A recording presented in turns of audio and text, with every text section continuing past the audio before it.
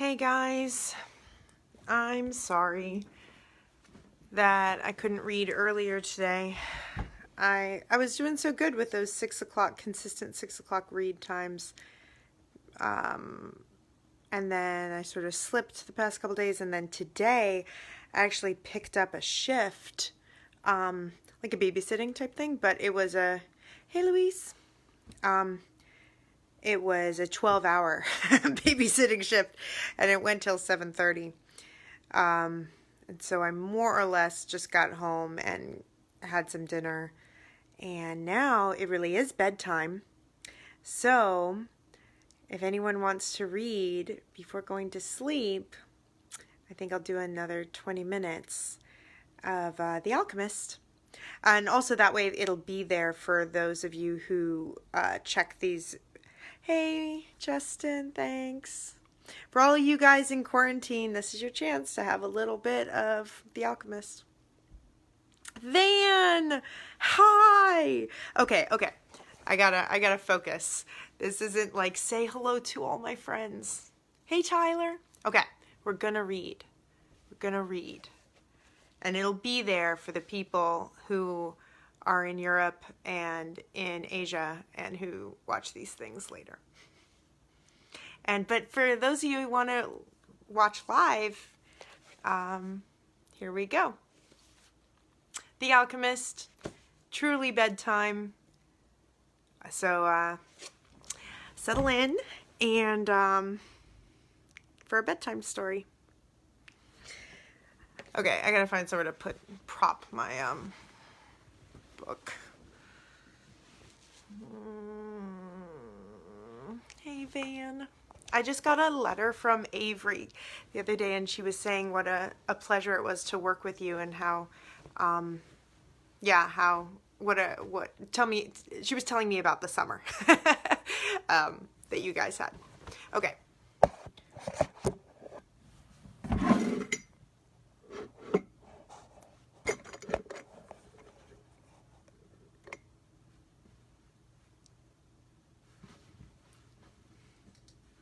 Is that Pradeep? Maybe. Okay, guys. The Alchemist. Ooh, goodness. There we go. Starting on page 143, if you want to read along.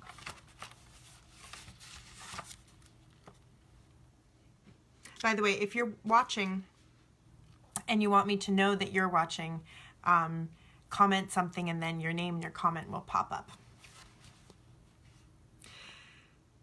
Okay, so just to recap where we were, they're basically almost there. They're almost to the pyramids, and Santiago has learned the last thing he needs to know, which is that everything he's learned so far is going to be tested. Starts with beginner's luck, ends with a test. Okay.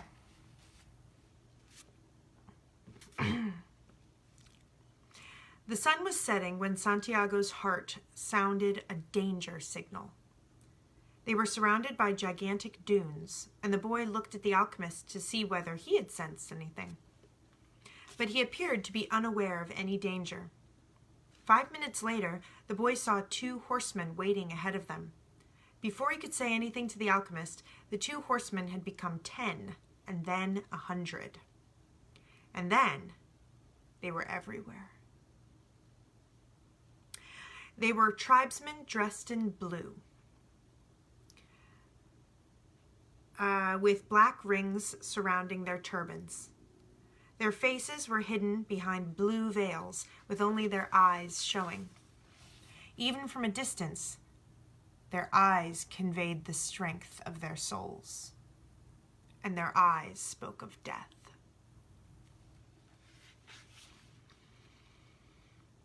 The 2 were taken to a nearby military camp. A soldier shoved the boy and the alchemist into a tent where the chief was holding a meeting with his staff. These are spies, said one of the men. We're just travelers, the alchemist said. You were seen at the enemy camp 3 days ago, and you were talking with one of the troops there. I'm just a man who wanders the desert and knows the stars, said the alchemist. I have no information about troops or about the movement of tribes. I was simply acting as a guide for my friend here. Who is your friend? The chief asked. An alchemist, the alchemist answered. He understands the forces of nature, and he wants to show you his extraordinary powers. That reminds me of when one of your BSSM buddies is like, this is Michelle, and she has a prophetic word for you. Okay, anyway.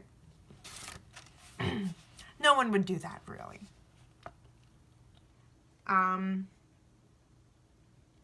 The boy listened quietly and fearfully. What is a foreigner doing here? Asked another of the men.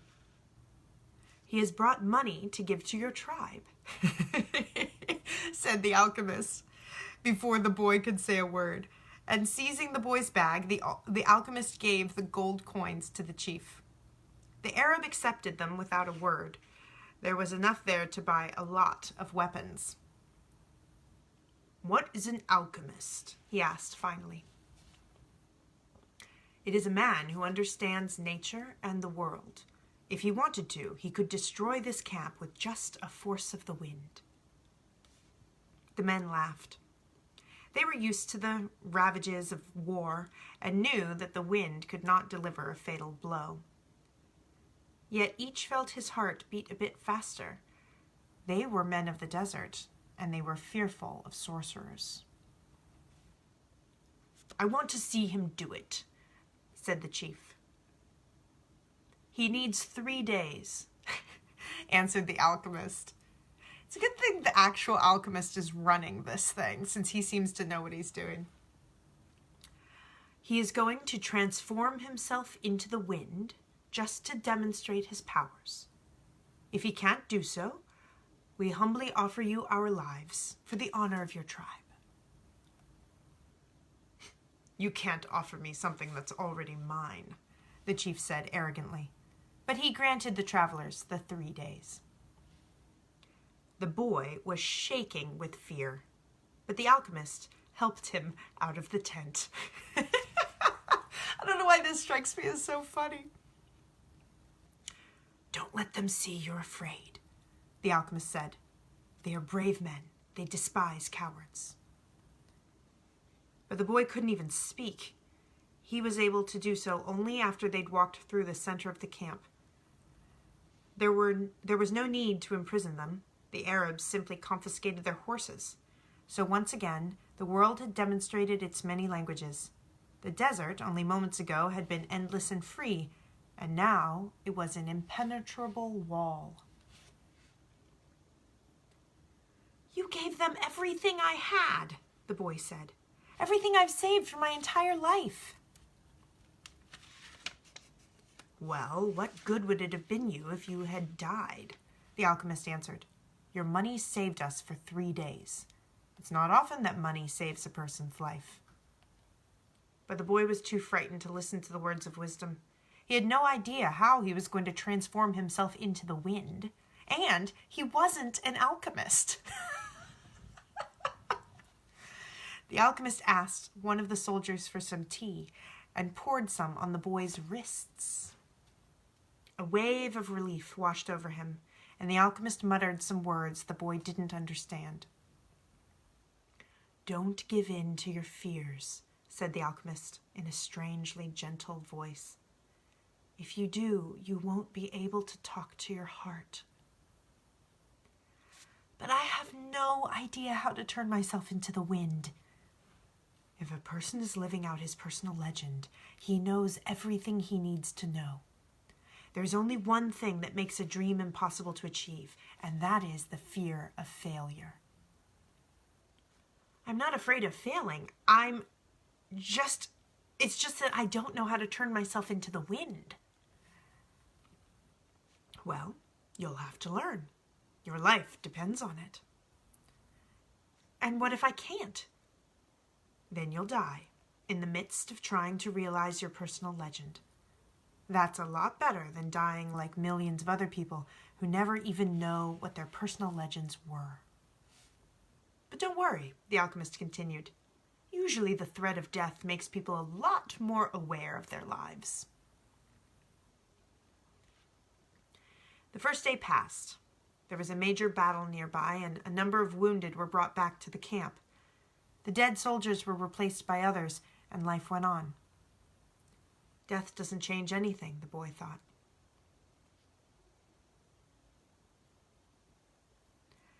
You could have died later on, a soldier said to the body of one of his companions. You could have died after peace had been declared, but in any case, you were going to die. At the end of the day, the boy went looking for the alchemist, who had taken his falcon out to the desert. I still have no idea how to turn myself into the wind, the boy repeated. Remember what I told you. The world is only the visible aspect of God. And what alchemy does is to bring spiritual perfection into contact with the natural, material plane. What are you doing? I'm feeding my falcon.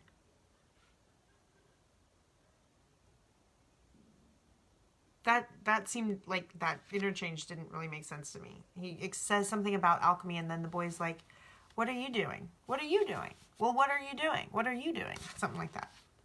And he's like, I'm feeding my falcon. If I'm not able to turn myself into the wind, we are going to die, the boy said. Why feed your falcon? You're the one who may die, the alchemist said. I already know how to turn myself into the wind. Cheeky alchemist. On the second day, the boy climbed to the top of a cliff near the camp. The sentinels allowed him to go. They had already heard about the sorcerer who could turn himself into the wind, and they didn't want to go near him. In any case, the desert was impassable. He spent the entire afternoon of the second day looking out over the desert and listening to his heart. The boy knew the desert sensed his fear. They both spoke the same language. Listening to his heart was a good move. Good use of time. On the third day, the chief met with his officers. He called the alchemist to the meeting and said, Let's go see the boy who turns himself into the wind. Let's, the alchemist answered. The boy took them to the cliff where he'd been on the previous day. He told them all to be seated. It's going to take a while, the boy said. We're in no hurry, the chief answered. We are men of the desert. The boy looked out at the horizon. There were mountains in the distance, and there were dunes, rocks, and plants that insisted on living where survival seemed impossible. There was the desert that he had wandered for so many months. Despite all that time, he knew only a small part of it. Within that small part, he had found an Englishman, caravans, tribal wars, and an oasis with 50,000 palm trees and 300 wells, not to mention the woman of his dreams.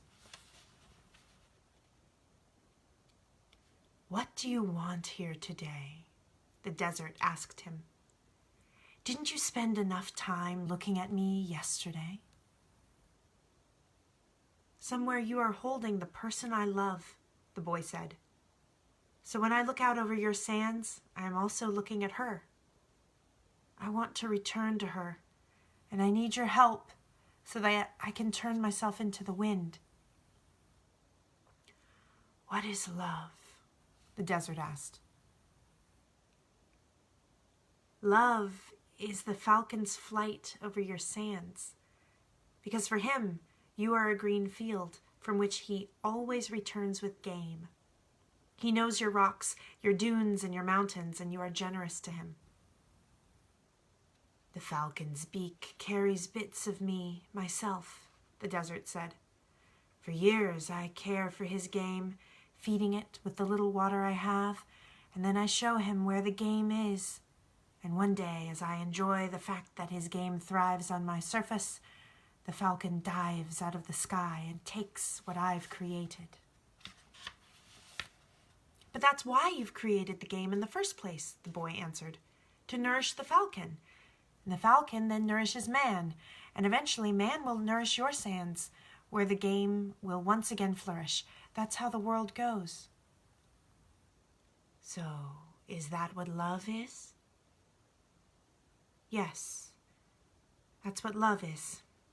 It's what makes the game become the falcon, and the falcon become man, and man in turn the desert. It's what turns lead into gold and makes the gold return to the earth. I don't understand what you're talking about, the desert said. But you can at least understand that somewhere in your sands there is a woman waiting for me, and that's why I have to turn myself into the wind. The desert didn't answer him for a few moments. Then it told him, I'll give you my sands to help the wind to blow, but alone I can't do anything. You have to ask help from the wind. A breeze began to blow. The tribesmen watched the boy from a distance, talking amongst themselves in the language that the boy couldn't understand. The alchemist smiled. The wind approached the boy and touched his face. It knew the boy's talk with the desert, because the wind knows everything. The winds blow across the world without a birthplace and with no place to die. Help me, the boy said. One day you carried the voice of my love to me. Who taught you to speak the language of the desert and the wind? My heart, the boy answered. The wind has many names. In that part of the world, it was called the Sirocco, Sirocco, Sirocco, because it brought moisture from the ocean to the east. In the distant land the boy came from, they called it the Levanter, because they believed that it brought with it the sands of the desert and the screams of the Moorish wars. Perhaps in the place beyond the pastures where his sheep lived, men thought that the wind came from Andalusia. Adrian!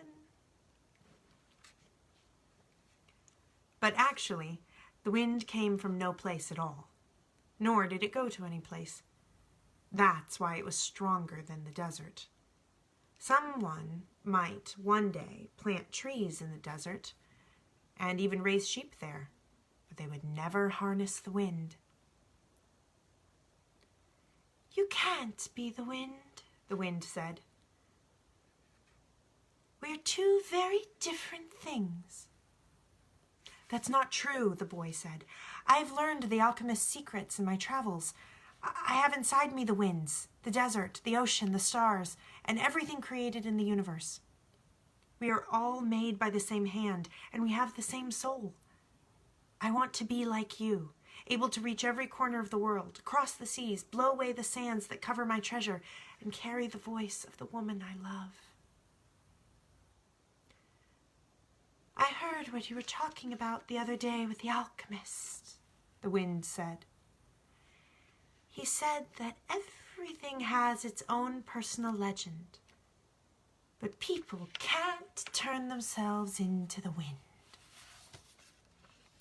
Just teach me to be the wind for a few moments, the boy said, so you and I can talk about the limitless possibilities of people and of the wind.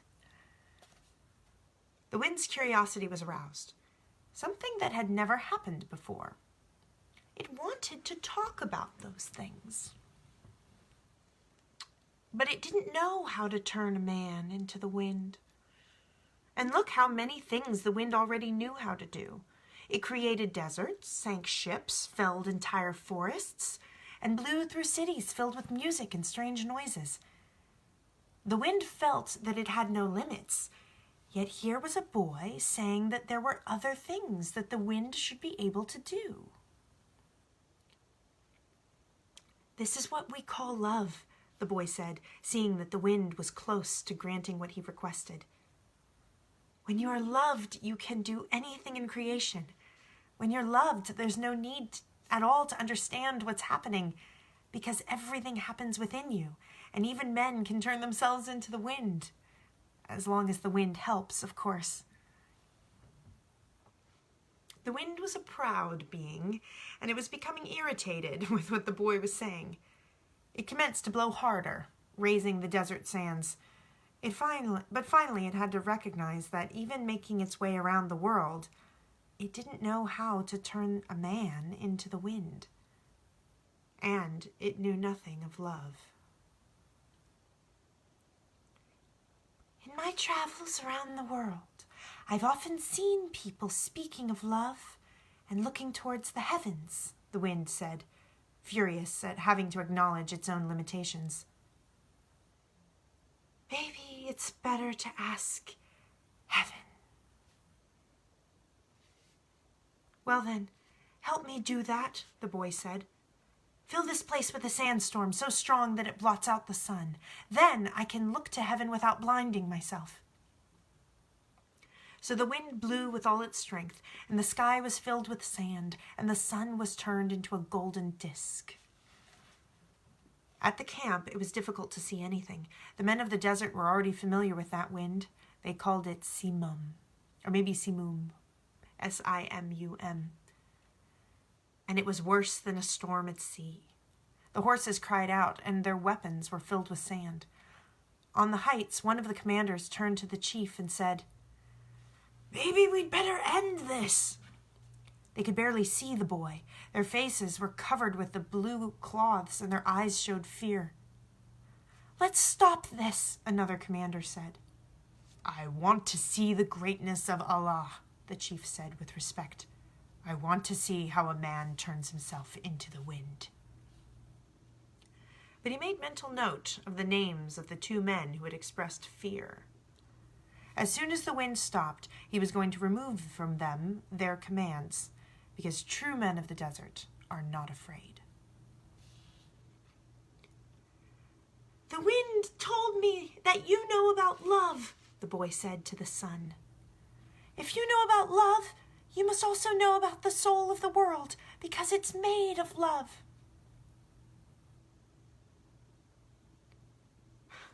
How do you voice the sun?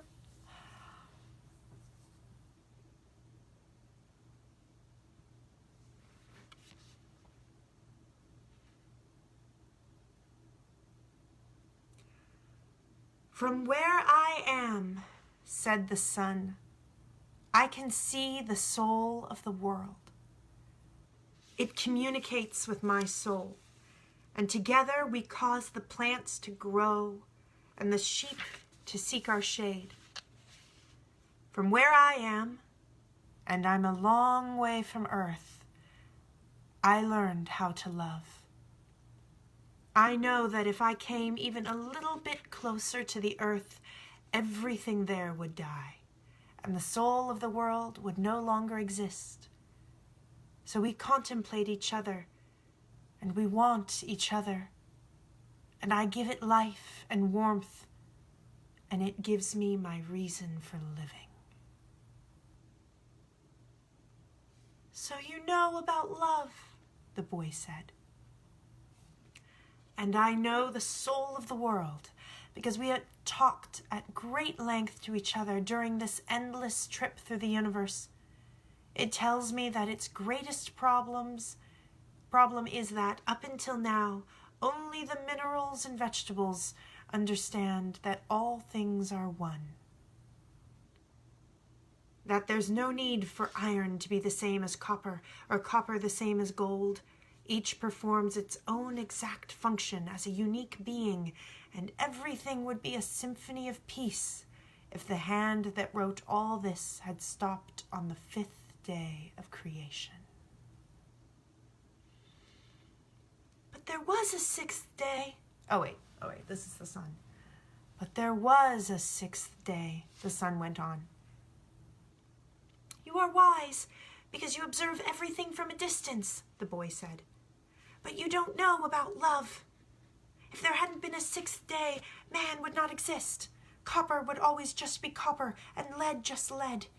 It's true that everything has its personal legend, but one day that personal legend will be realized.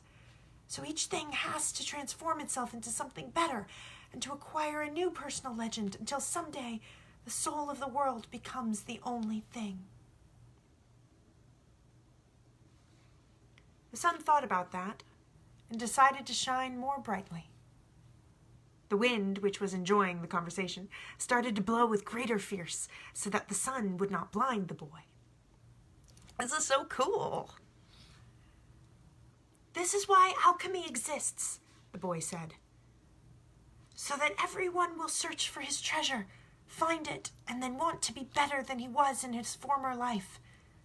Lead will play its role until the world has no further need for lead. Then lead will have turned itself into gold. That is what the alchemists do. They show that when we strive... Ow! I just cut myself on the book.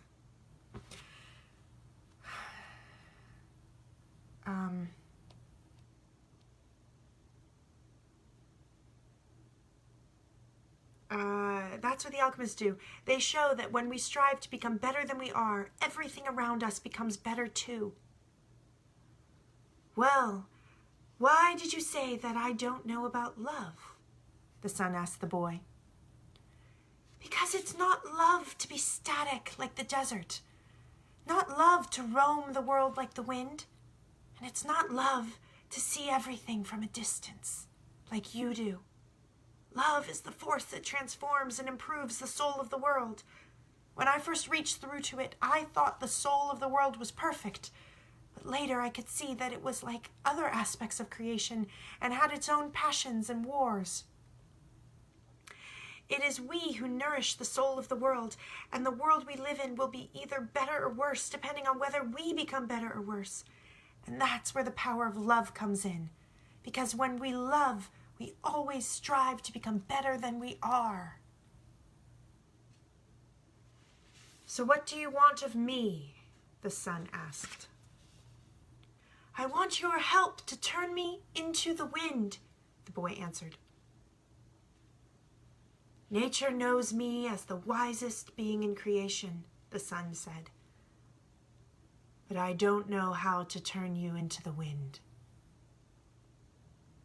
Then whom should I ask? The sun thought for a minute. The wind was listening closely and wanted to tell every corner of the world that the sun's wisdom had... The wind was listening closely and wanted to tell every corner of the world that the sun's wisdom even had its limitations, that it was unable to deal with this boy who spoke the language of the world. I love it. The wind is sort of a gossip. Speak to the hand that wrote it all, said the sun. The wind screamed with delight and blew harder than ever. The tents were being blown from their ties to the earth, and the animals were being freed from their tethers. On the cliff, the men clutched at each other as they sought to keep from being blown away. The boy turned to the hand that wrote it all. As he did so, he sensed that the universe had fallen silent, and he decided not to speak.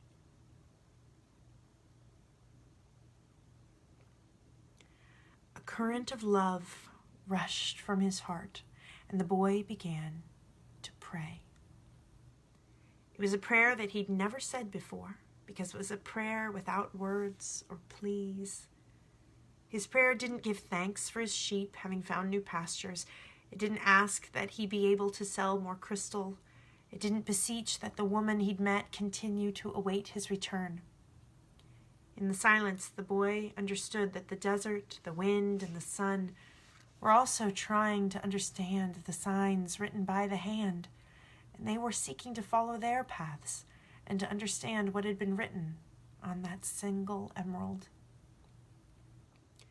He saw that omens were scattered throughout the earth and in space, and that there was no reason or significance attached to their appearance. He could see that not the deserts, nor the winds, nor the sun, nor people knew why they'd been created, but that the hand had a reason for all of this, and that only the hand could perform miracles or transform the sea into a desert or a man into the wind. Because only the hand understood that it was a larger design that had moved the universe to the point at which 6 days of creation had evolved into a masterwork. The boy reached through to the soul of the world and saw that it was a part of the soul of God. And he saw that the soul of God was his own soul, and that he, a boy, could perform miracles.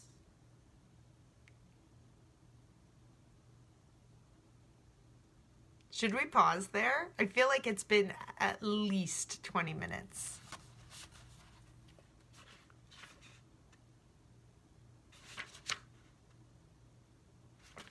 I don't know, should we pause?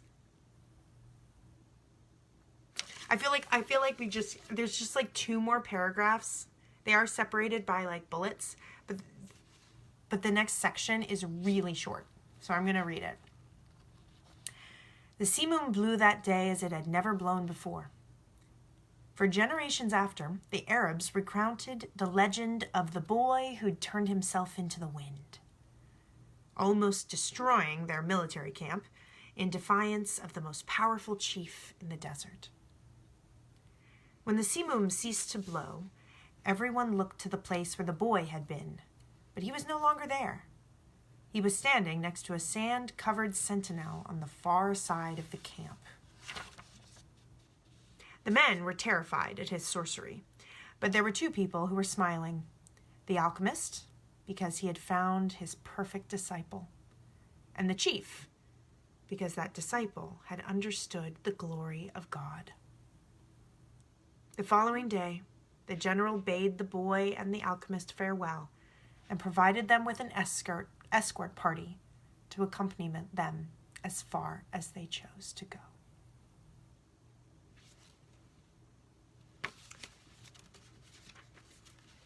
And there we will stop. Wow, that was so dramatic.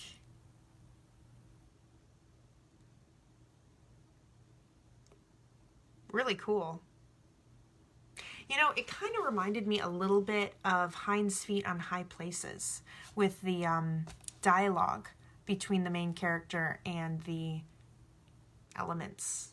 In Hind's Feet on High Places, she talks with like specific flowers and things, but